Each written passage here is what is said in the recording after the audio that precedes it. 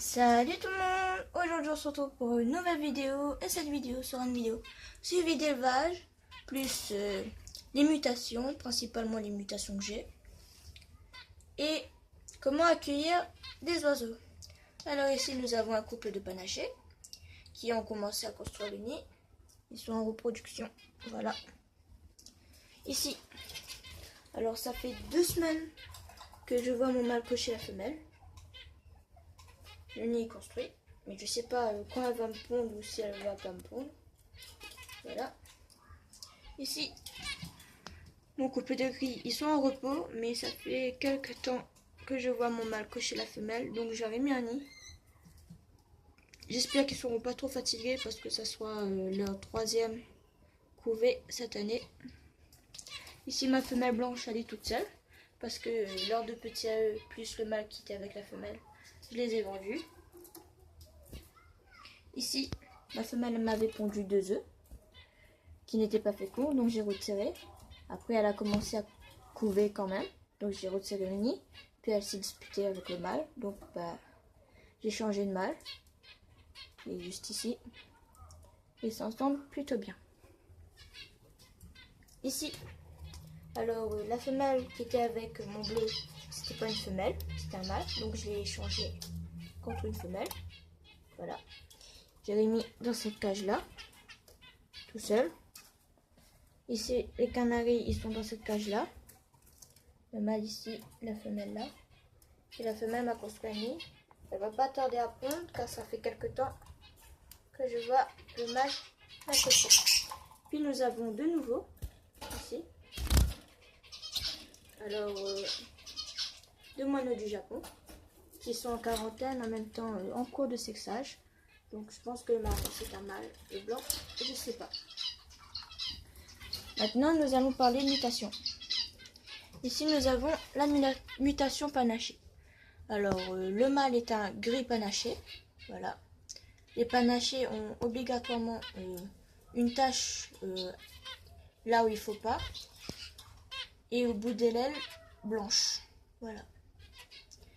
La femelle brun, le joue clair panaché. Voilà. Elle a l'autre côté de l'aile blanche. Une tache sur la tête. Les joues claires parce que chez les joues claires, les femelles ont des joues blanches. Et les mâles, c'est un peu beige, on va dire. Voilà. Ici, nous avons un couple de pâles, aussi appelé gris nouveau type. Alors, contrairement aux anciens types, la poitrine sont blanches. Contrairement aux anciens qui sont bruns. Et ici, nous avons une 2 pâles panachées. Comme vous pouvez le voir, le bout de l'aile blanche. Voilà. Il y a aussi une toute petite tache sur la tête. Je ne sais pas si vous allez voir. Bon, elle n'arrête pas de bouger. Bon, c'est pas grave.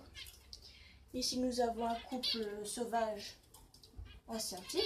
Comme vous pouvez le voir, ils ont la poitrine brun. Voilà. Ici, nous avons un blanc. Ici, nous avons un mâle poitrine blanche, anciennement appelé mutation pingouin, avec une femelle Isabelle. Voilà. Chez les perruchons de gelée, nous avons un mâle bleu clair, aile grise, à ne pas confondre avec les ailes blanches. En fait, les ailes grises, elles ont, je sais pas si vous voyez, ils ont un peu leur couleur sur l'aile, légèrement. Je sais pas si vous voyez qu'il y a un petit peu de bleu sur son aile. Voilà, tandis que les ailes blanches, ils n'ont pas du tout. Et en même temps, je ne sais pas si vous voyez la différence, elle a des taches noires et lui elle a des taches grises. Elle, c'est une femelle opaline, une femelle sauvage, classique. Voilà. Là, nous avons une femelle canari classique. Voilà, et un mâle timbrado espagnol. Ici, nous avons un moineau du Japon au brun. Et là-bas, un moineau du Japon cielé panaché. Voilà. Alors, si vous êtes débutant, je vous conseille soit des mandarins, soit des moineaux du Japon, qui sont les plus faciles à la reproduction. Il vous faudra une cage, soit une cage double compartiment, minimum pour un couple, c'est une cage comme ceci. Voilà, évitez les cages rondes, c'est pas du tout bon pour eux. Choisissez des cages larges pour qu'ils puissent bien voler. Alors, il vous faudra un couple. Chez les mandarins, le mâle aura soit des joues et le bec rouge. Il aura aussi la poitrine et des perlés. Ça dépend aussi des mutations. La femelle, elle sera plutôt basique avec le bec orange. Par exemple, ici, la mutation blanche, le mâle a juste le bec rouge. Et après aussi, vous pouvez savoir par rapport au champ. Voilà. Nous avons aussi les joues noires, mais les femelles ont les joues noires comme les mâles.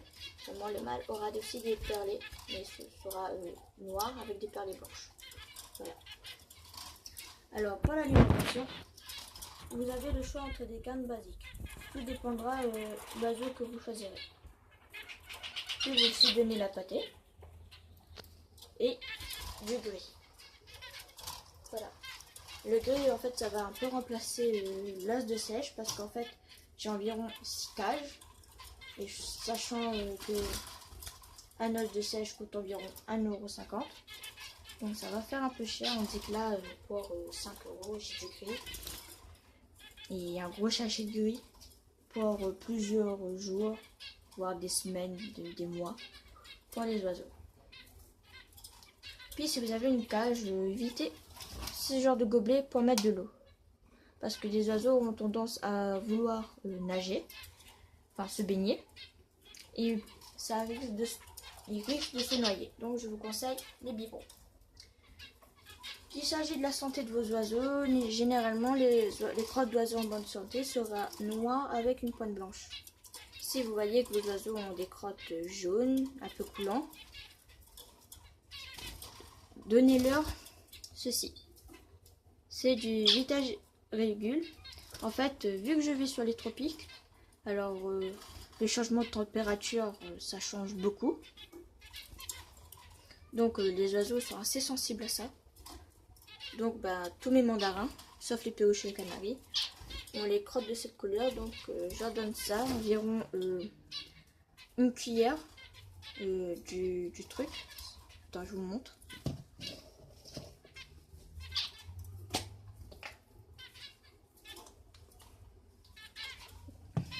Voilà, la petite cuillère, ça se dilue dans l'eau. Voilà. Normalement, une cuillère comme ça dans 250 ml d'eau. Il faut changer tous les jours. Voilà. Ils ont terminé.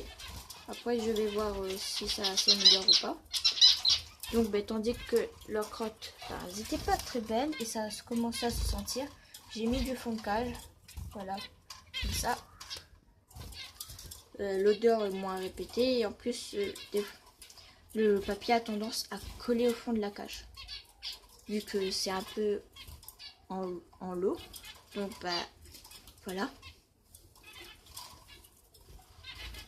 Ou sinon vous pouvez aussi leur donner ceci s'ils ont une maladie, par exemple la coccidiose ou autre chose.